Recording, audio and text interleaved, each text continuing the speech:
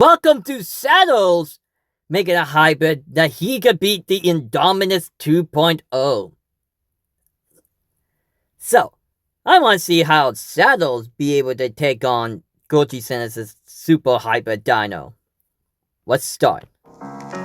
The topic discussed in the video contains scenes and violence of the killing machine that is Indominus 3.0, Goji-Center's hybrid monstrosity, able to take on anything in existence. Or so they thought. They said this upgraded version of the hybrid dinosaur Indominus Rex was nigh on unbeatable. Well, that's not entirely true, and I have the proof to back this up. And not only that, there's a horrifying monster that could actually take this down. But I'm getting ahead of myself. You see, I'm a massive fan of Jurassic Park and Jurassic World, exactly like Goji. And clearly, when they made the Indominus Rex 3.0, they're using Jurassic World's logic. They're using their hybrid theory. Hell, they're even using their own dinosaurs, so clearly set in the world of Jurassic World. But then they try and ground it with some realism, and we're going to try and do exactly the same thing to debunk this Indominus Rex 3.0 as not being the top predator, because that title belongs to someone else. But first off, let's look at the makeup of the Indominus Rex 3.0 compared to the original. And before we go any further, I'd like to say I'm a huge fan of their channel, and this for me was something I couldn't resist doing. And it's just a friendly bit of fun, so don't take this serious, guys. I don't have beef with Goji. Now, immediately you might be thinking that's the Endo 2.0. Well, in Goji's own words, they don't upgrade it. The 3.0 is exactly the same as the 2.0. They don't believe it needs upgrading. But comparing the original and the 2.0/3.0, you'll notice a stark contrast. It's missing several dinosaurs. In fact, the 2.0 has only 9 species of genome, where the original actually has 13. They decided to take out the Therizinosaurus, the Deinosuchus, the Giga, the Carno, the Rugops, and the Majungasaurus, and replaced it with Great Ape, the Saurophaganax, Short-tailed Shrew, Dwarf Crocodile, and a Whip-tailed Lizard, believing it to be the upgraded version. Well, I'm telling you now, that isn't going to be the case. Well, these changes actually has led to its downfall. You see, removing them genomes has now made the genome of the Indominus 3.0 just under 70% small animal. The only large animals now in its genome are the Tyrannosaurus and the Saurophaganax, and we can't just rely on that small portion to make up the huge animal which they're displaying as the Indominus. Well, the Indominus 3.0. Now, I know you might be thinking, well, the size of the Indominus 3.0 can come from the T-Rex or the Saurophaganax, right? Well, wrong. You see, the size of the original Indominus came from the Giganotosaurus DNA, you know, the one that Goji has now removed. The Tyrannosaurus genome was for the bite force, and that carries over into the new Indominus 3.0. They've used the Saurophaganax clearly for its teeth, the serrated jaws. So the size of this animal is coming from where exactly? Not Great Ape, Velociraptor, or any other of the small short-tailed shrews, Dwarf Crocodile, which is the smallest crocodile in the world, by the way. The size of that Indominus Rex isn't accurate by the logic we're using. In fact, the likelihood is it'd probably be around the size of a Velociraptor. And it's exactly like Dr. So he's Wu using says. You cannot have an animal with exaggerated predator features without the corresponding behavioral traits.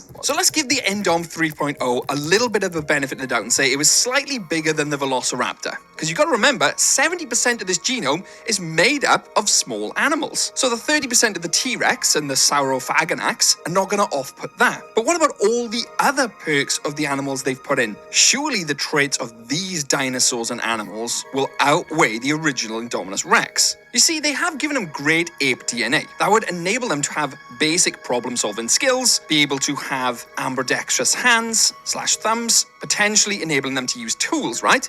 But you gotta remember, this Indominus 3.0 is no longer the massive killing machine. In fact, it's several times smaller than the original. So them Great Ape arms we can see on there wouldn't be all that big. They wouldn't even have them claws. Sure, they'd be quite muscular, but they wouldn't have them claws on the end of it. But we can say that comes from the Velociraptor. Makes sense. But having the strengths of one animal also means you have its weaknesses. And Great Apes, believe it or not, have terrible immunity to human pathogens, particularly stuff like influenza, you know, stuff like the common cold. And it's actually devastating to Great Apes. That's one drawback. And not only that, Great apes are hugely social animals. They live in, big societies, and they have a tendency to absolutely hate other members of their groups. So you imagine this Indominus 3.0 has been brought up in isolation, very much like the original Indominus Rex, but now you've added great ape DNA in there, which is a highly social animal, the chances are it's going to go berserk, turn into some type of sociopath, worse than the original Indominus Rex. So now, mentally, it's probably in a state way worse than the Scorpius Rex. Couple it with the T-Rex's poor eyesight and the pit viper DNA, enabling it to see in infrared, the infrared it sees because of the poor Tyrannosaurus Rex DNA is going to be all over the place. So not only is it now several times smaller, mentally it's unstable and it's got a huge weakness to basic human diseases. Now I know you could say that the short-tailed shrew has a great immunity to pull out poisons, etc. That's why Goji put it in there. It can neutralize the poison of any type of dinosaur or animal, right? That is correct. But the short-tailed shrew, exactly like a dwarf crocodile, exactly like the whip-tail lizard, which are all added into this genome, also have a huge weakness to the human pathogens. Meaning, all I have to do is literally sneeze on the Indominus 3.0. It's going to catch my cold and likelihood die off because of that. That's one main weakness, but in a stand-up fight, doesn't really mean an awful lot. The Endo 3.0 is probably still going to rip me limb from limb before I even get close. But I'm not talking about me. I'm talking about other dinosaurs and animals. And the animal I think is going to beat it, I will reveal at the end, but let's continue comparing it with the real Indominus Rex. Because as it stands, we've learned that it's several times smaller, which could play a huge factor in the battle, and it has a huge weakness to human pathogens. But I haven't talked about pit vipers yet, or the other several genomes they added in. A prime example here is the dwarf crocodile genome they added in. They wanted the dwarf crocodile genome, presumably for the armor plating it has, right? But again, given its size, makes perfect sense. The dwarf crocodile has great armor plating relative to its size. But it's also the smallest crocodile in the world. And not only that, it has a non-aggressive nature. This dwarf croc doesn't go out and attack anyone. In fact, it's far more passive than any other crocodile we know. So you now build this into the Indominus Rex. It has conflicting emotions. You have the Tyrannosaurus Rex genome, which is likely a high predator, aggressive. It now conflicts with the dwarf crocodile, non-aggressive. This Endos 3.0 mind is all over the place. It's probably conflicting with itself. This would mean that the likelihood is during battle, the Indominus 3.0 would 100% be hesitating to attack or even stop outright during their attack, giving the opposition chance to turn around the battle or strike without any resistance. But we're not done there. They also added the whip-tail lizard in. Again, that's presumably because the whip-tail lizard can regenerate cells. I mean, the whip-tail lizard drops its tail, literally cuts it off and is able to regenerate it. But you imagine doing that in a battle with the original Indominus Rex. You've now just lost your counterweight. You know, the tail is obviously used to counter the weight of the animal to ensure it isn't top heavy. Lost its ability to use the tail as an attacking mechanism. And not only that, the whip-tail lizard, when it drops its tail, requires significant energy and resources, making it extremely vulnerable after it does so. Coupled with the dwarf crocodile's non-aggressive nature, it could pop its tail off in a defensive mechanism to try and get away, but in doing so, the original Indominus would just launch a full flurry of attacks. Now, especially with it being so small, the likelihood is it could easily find itself in an extremely difficult situation with the original Indominus.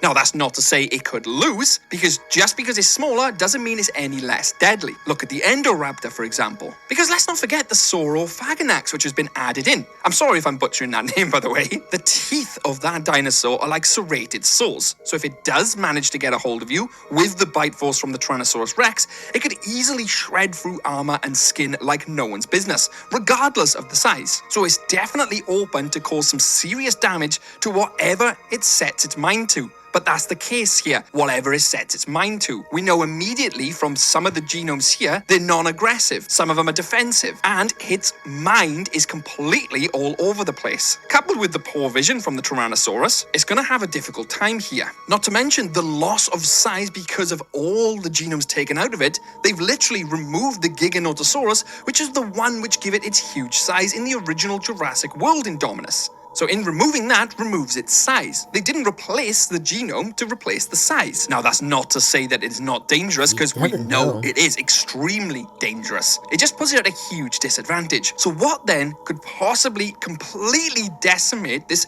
Indominus 3.0? Well, for that, there's a common theme throughout all the new genomes and the old ones. Let's look at the natural predator list. Great ape. The natural predator to a great ape is weakness to humans. The pit viper, again, as a natural weakness to humans. The dwarf croc, you guessed it, a weakness to humans. Or what about the whiptail lizard? You've guessed it, a weakness to humans. Now that is not the human pathogens, I just mean a general weakness to humans. Deforestation, weapons, poaching, hunting for meat. And you now couple this with a new strain of dinosaur, a mutant hybrid, something which would be unstoppable, something which I've theorized on the channel before, something which finally utilizes the human intelligence. The most deadliest thing on the planet, that is humans. And just like Owen Grady says, I would have a word with your people in the lab.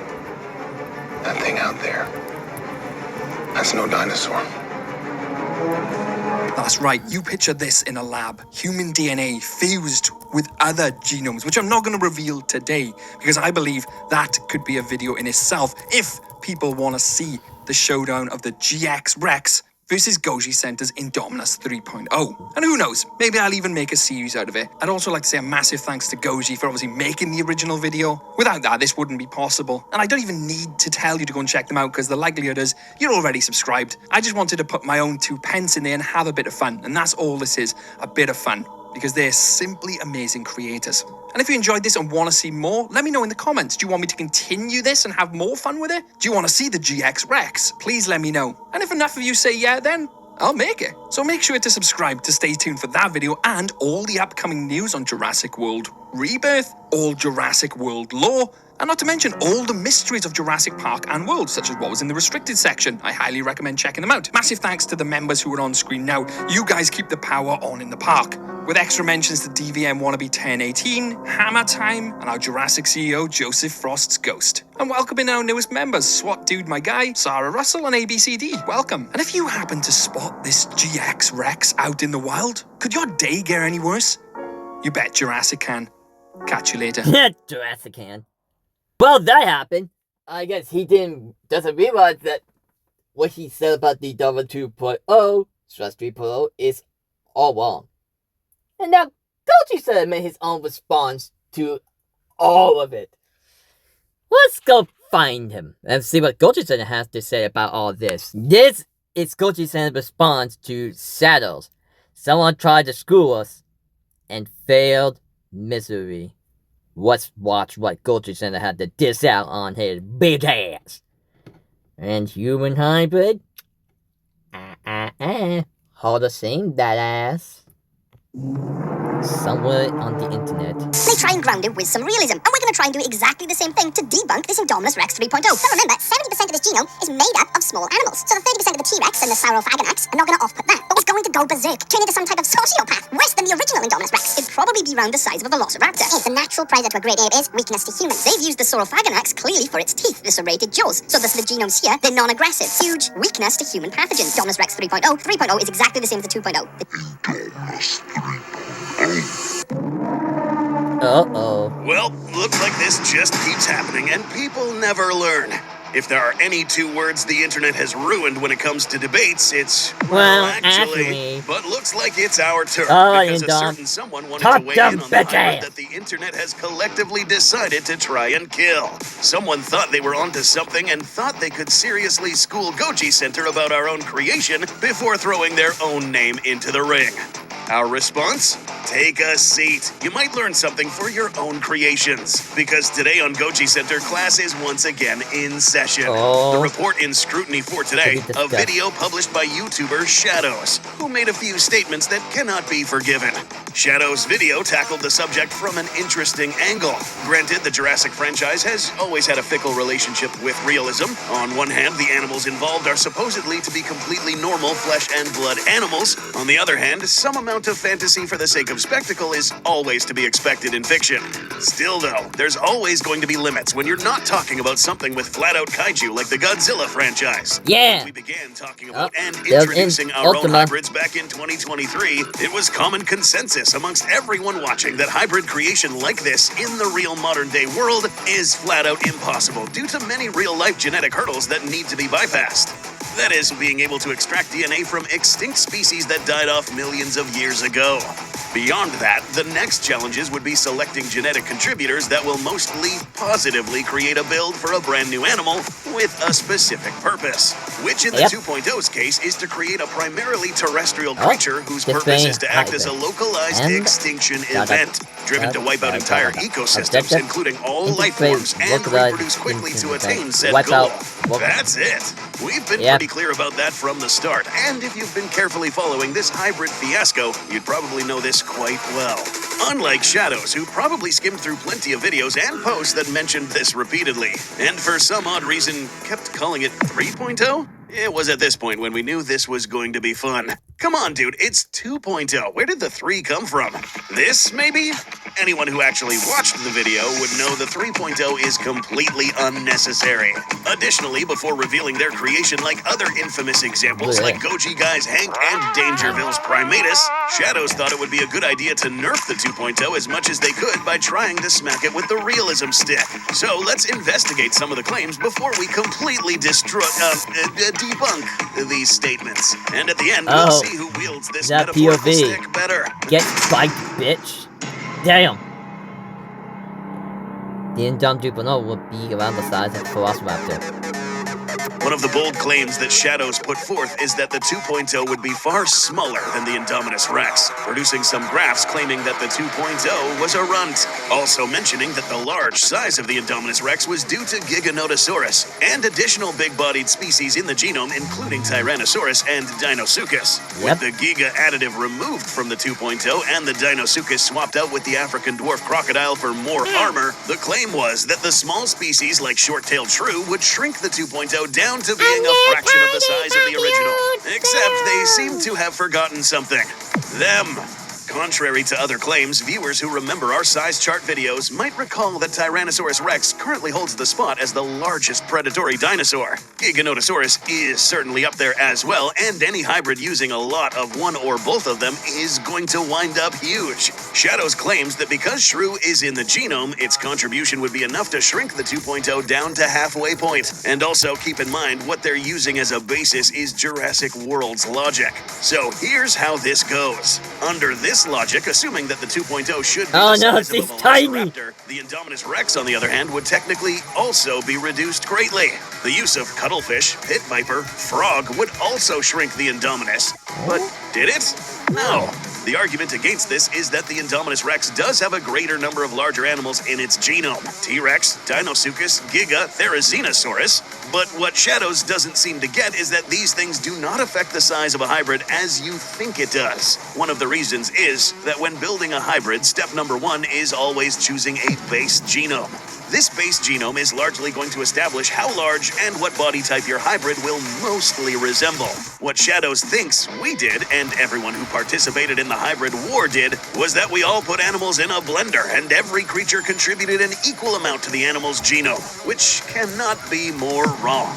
The 2.0, for example, uses the base genome of T-Rex. According to more recent studies, it is now well established that T-Rex could in fact reach the size of 42 feet in length, with very few exceptionally large individuals probably breaching these sizes. So the length of the 2.0, regardless of the absent Giga, is still very much supported, which is the same case of the Indominus Rex. Had Shadows actually paid attention in our video introducing the 2.0, he'd know very well that the 2.0 was actually shrunk in size in comparison to a full-grown Indominus Rex. A sweet spot to better hunt down animals of smaller size classes, but retaining enough mass to take down the big ones.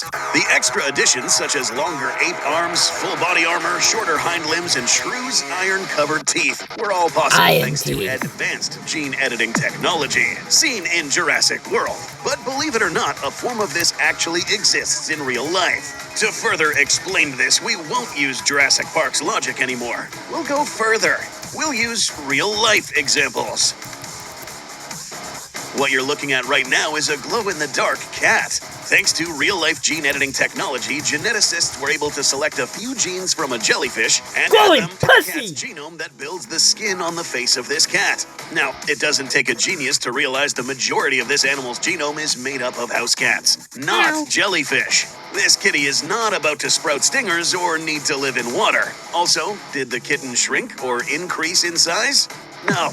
See? Careful, meticulous gene splicing is a real thing. And the reason this cat is the same size of a regular house cat is the same reason why the Indominus Rex turned out to be 40-plus feet in Jurassic World. And also why the 2.0, despite having small animals in its genome, is not the size of a raptor. So instead of splicing huge chunks for every genetic contributor in, the 2.0 was made by taking a real, biologically accurate Tyrannosaurus and swapping in different sized pieces of DNA depending on what was needed.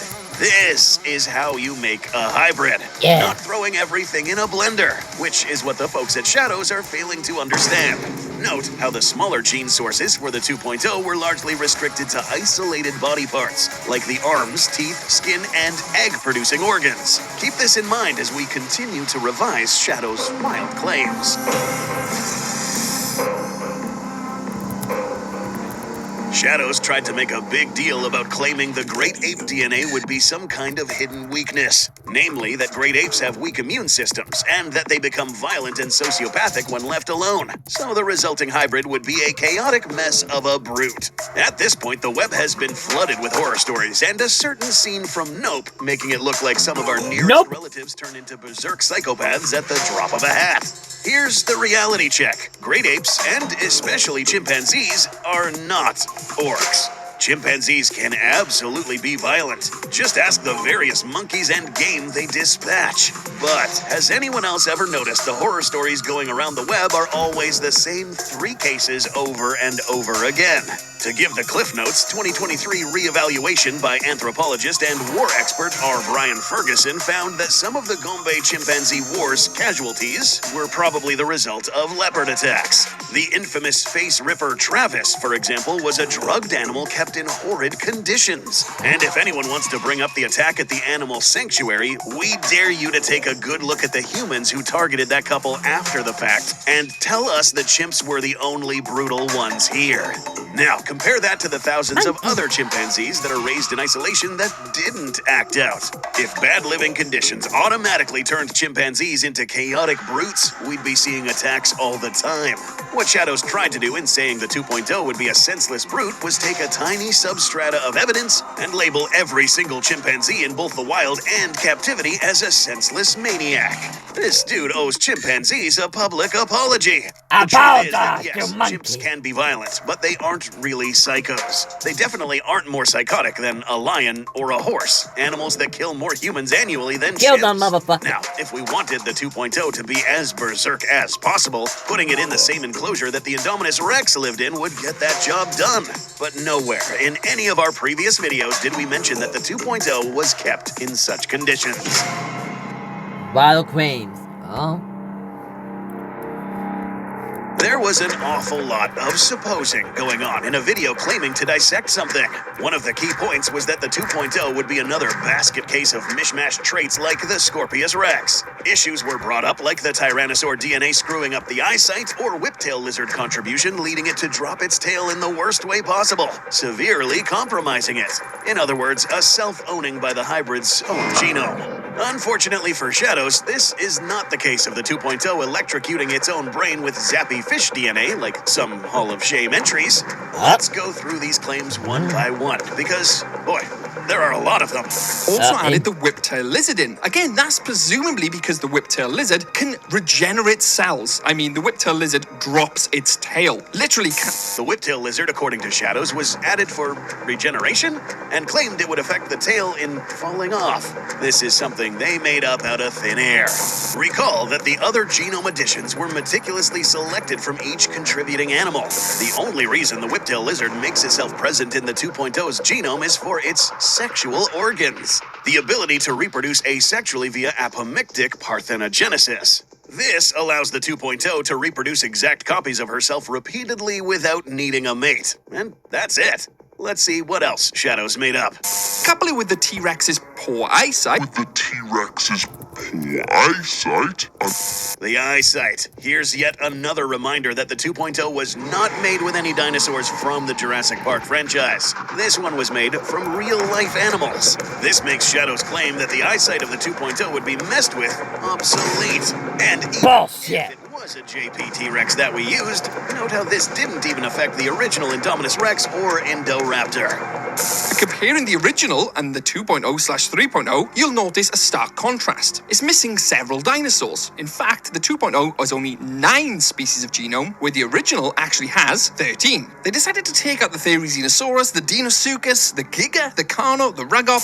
Next, the claim that the lesser number of genetic contributors in the 2.0 was a handicap couldn't be further from the truth. Let us introduce Shadows with a new word. Congruity.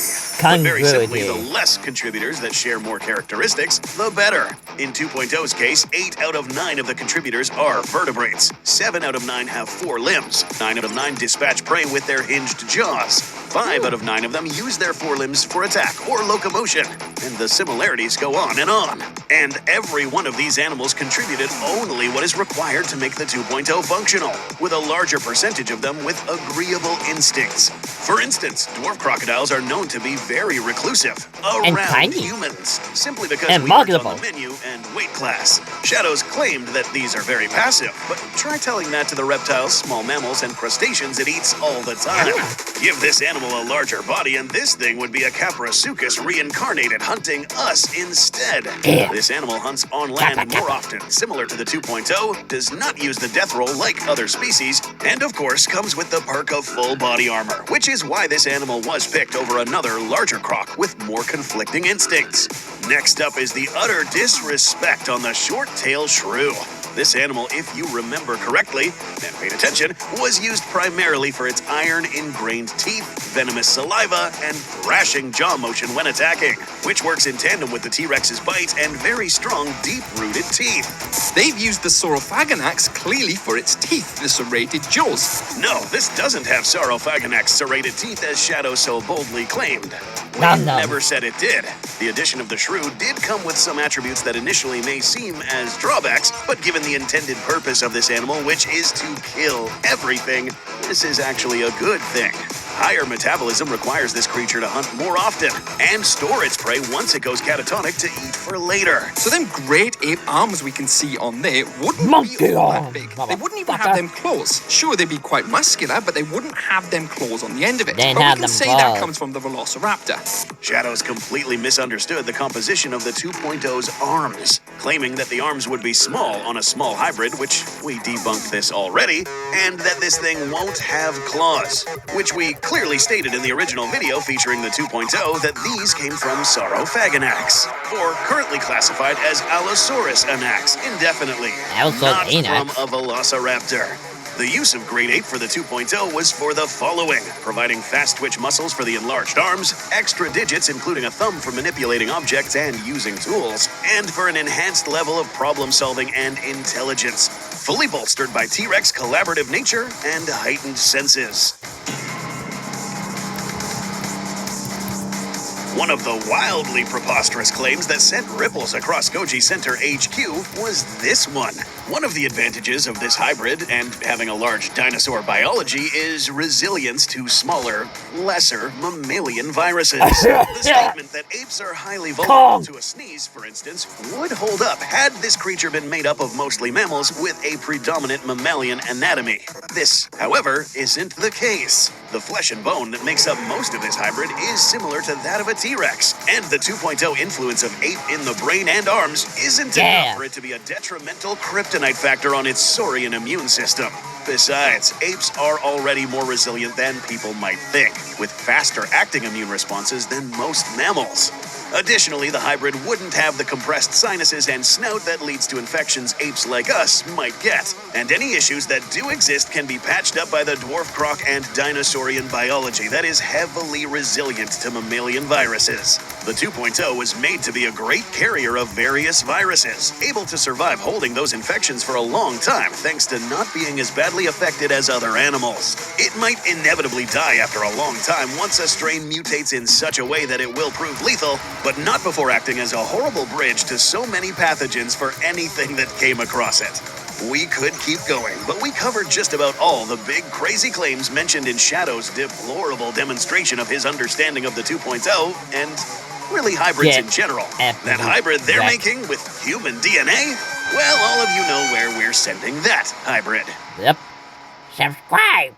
I got that shit in my throat. Help me! That was Goji-Center dissing on some newbie who had no idea the genetic composition and the making of the Indom 2.0. But Shadows decided to diss it out again, making it his second time dissing out Goji-Center's logic. Let's find that video. Here it is. Goji-Center made a video for me. Here's my response. Let's see what you got, big guy, for dissing out such atrocity and bullshit. But your good excuses that you're late for class, motherfucker. Let's make a review. This thing is in fast advice. So by now you would have already seen my video and likely seen Goji-Center's video with their reply, right? Now I know you're probably thinking got absolutely whooped, but that video in itself is not entirely accurate. So if you didn't know, I released a video about a week ago entitled this, where I basically broke down Goji-Center's Indominus 3.0. Now I know it's 2.0, and if you haven't guessed it already, this video was just a tongue-in-cheek jab at Goji with a bit of fun. I didn't do any research really, I watched their video once, had the species list, and numerous times throughout that video, I literally say, this is a bit of fun, and it's me putting my spin on their species list. I'm not going to go through their entire catalogue of videos to find out exactly what's what. It was just my take on my channel, having a bit of fun for myself and my viewers. But from that, more mystery has come out surrounding these two videos. Lots of people have seemed to take this extremely serious from my fandom, and more importantly, from the Goji fandom. They seem to think that this was some type of super hybrid entry into the franchise, into their Monsterverse type competition they got going on.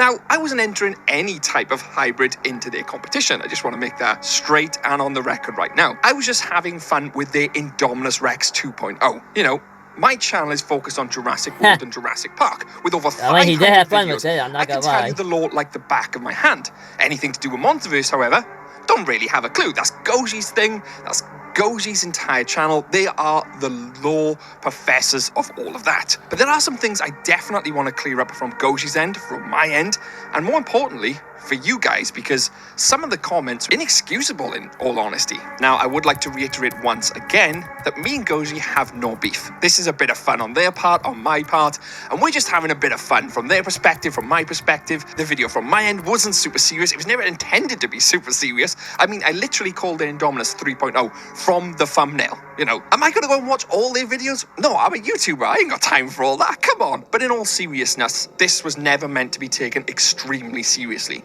I just wanted to put my spin on it, put my 2 pence worth in on the species list. I didn't even know they were using the Saurophaganax for the claws rather than the teeth. I didn't know they were using the whiptail lizard for the asexual reproduction, which they didn't need anyway, by the way. This is Jurassic World and Jurassic Park. Probably didn't need that. That just goes to show, you know, blatantly obviously, that I wasn't taking this 100% seriously. I didn't go there, sit down, write everything left, right, and center. I literally did it off the cuff as a bit of fun and used my own knowledge on what I thought they were going to use. I remembered some of it from when I watched the video the first time, but I'm not going to remember every single detail like the hardcore fans are, don't get me wrong. But there are definitely a few things I'd like to clear up immediately. One, there is no beef and this isn't serious. I posted that on my video, posted that on I don't have video. beef with Shadows. I just want to jab in and have some it's fun. just a bit of fun.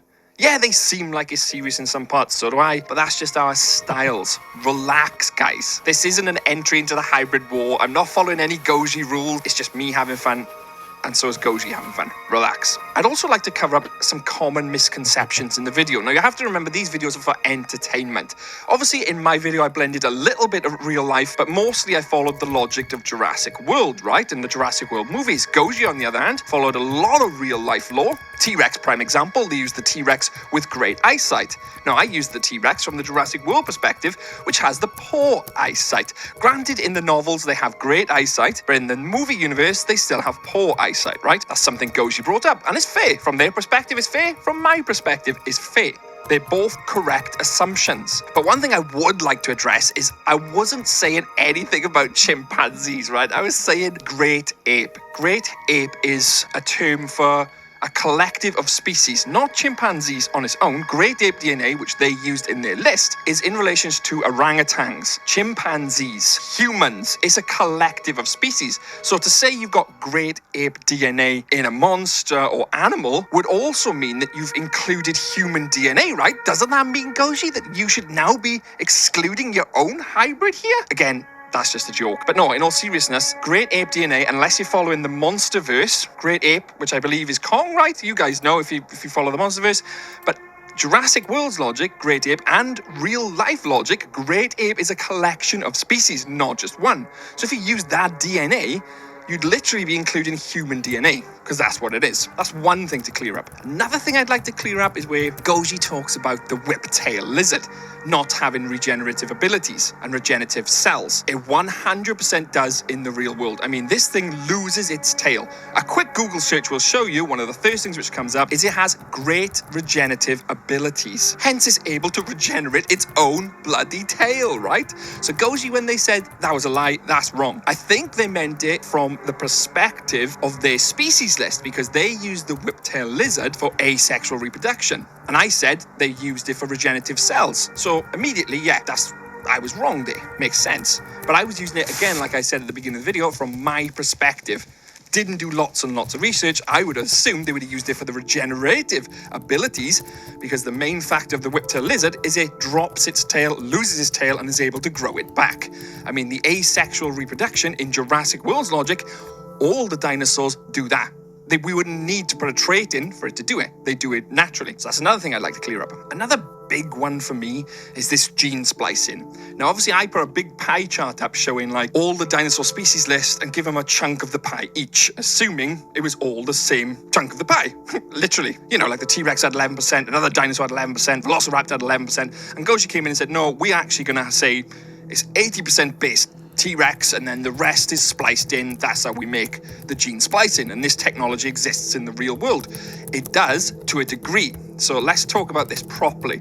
You know, gene splicing in the real world does exist, but not in the way we're showing it on the screen. You know, a lot of people then think, oh yeah, we can make a human with crocodile type skin, and we're going to pick the traits of the crocodile to make it have humans, this, that, and whatever. Yeah. That does not work. We gene splice to a degree in animals to make them more immune to certain types of diseases, but that's usually contained within their type of species. For example, dogs. We've gene spliced basically dogs and manipulated their DNA. But where in the real world have you seen, let's say, a crocodile with human-like intelligence? We haven't.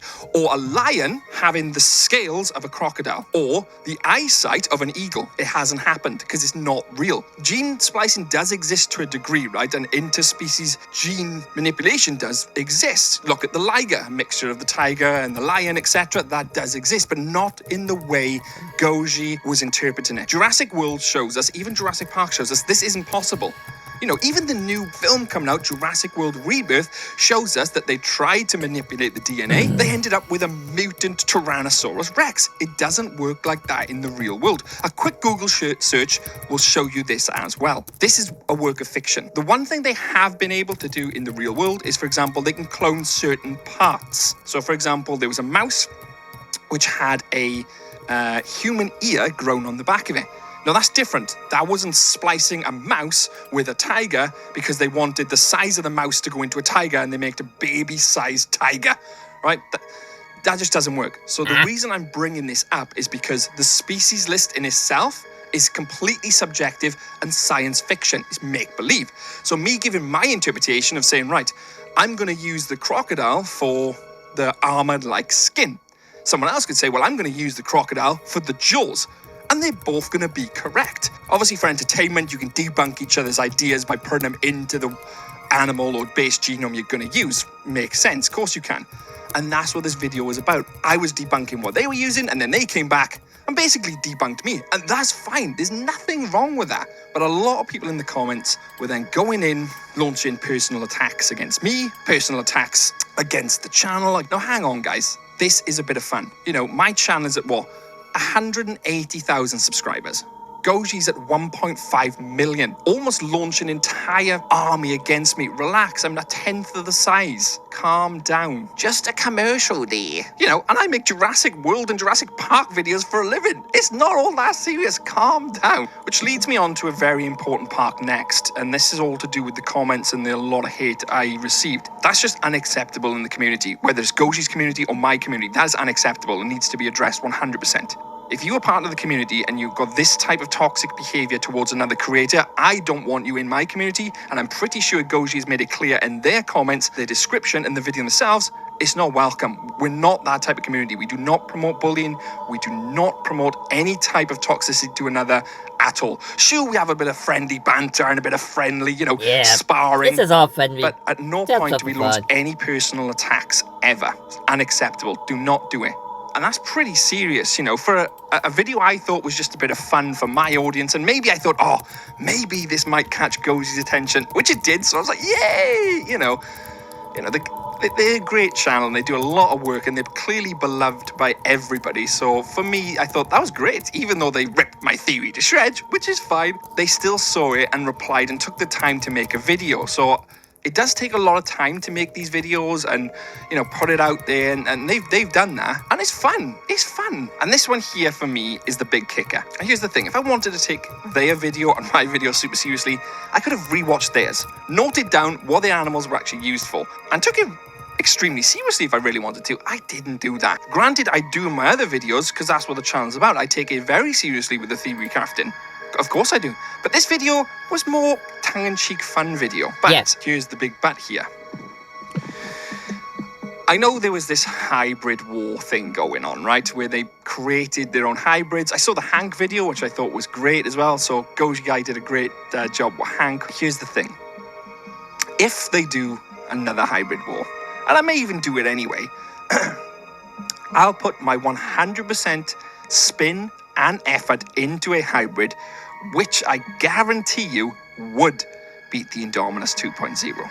Now, I've teased it in the comments and on my other video, the GS Rex. That's probably a placeholder name. We will come up with a better name. And I'm in the process of making this hybrid. Now, it won't have human DNA, although it could do. It's my hybrid. I can do whatever I want with it. But if I want to play by Goji's rules, then I wouldn't be allowed human DNA, right? But surely, if their Indominus has the great ape DNA, which contains human DNA, I'd be allowed to use it, right? It's food for thought, and it's something I'm thinking of whipping up, this GX Rex or GS Rex. But before I go, I just wanted to reiterate again, for the people who don't understand, this was a bit of fun. Fun from my end, fun from Goji's end. It's what we do. Wasn't serious my end, wasn't serious Goji's end. They done their spin on it, debunked my theories and list. But as I said through this entire video, it's not real life. Remember that. With that being said, would you like to see the GX Rex? Yeah, should we keep with that? Let's call it the GX Rex. Unless you know of a better name, put it in the comments below. The GX was more along the lines of like the Shadows logo, and the G stands for green, and the S was for Shadows, so the GS Rex. But it doesn't roll off the tongue as well as GX. But I might change that completely. But there's a hint. The hybrid itself is in relation to the channel logo. Ooh. Anyway, massive thanks for tuning into my response video. It isn't the response as like, we're going to have more beef. But you know what I mean. It's definitely a response and my 2 pence because I got obliterated in Goji's video. I'm a YouTuber. That's what we do. Create the drama. I'm Shadows. And if you bumped into the GX Rex out in the world, could your day go any worse? You bet Jurassic can. Catch you later. Okay, so what can I do the whole time? It was just for fun. It wasn't serious. But I kind of want to make it kind of clear. I don't want you guys saying more hate to Goji-Center and Shadows because of this whole conflict. I just want all you guys to know this was just for fun. It was a little jab, nothing too serious. It was just a friendly round of, hey, I want to have some fun jabbing your hybrid. while making my hybrid. And the other one, like, okay, we can trap your hybrid too, just for fun. It was also for fun, nothing too serious. No one got butthurt or anything. I mean, Shadow got his ass to whooped ass. It was also for fun. All for fun. Nothing to be serious about. Anyway, that was Shadow's attempt to dominate against the Indom 2.0 while trying to bring some logic of Jurassic Park logic into it while also hinting his GX Max. I'll see you guys next time. Bye!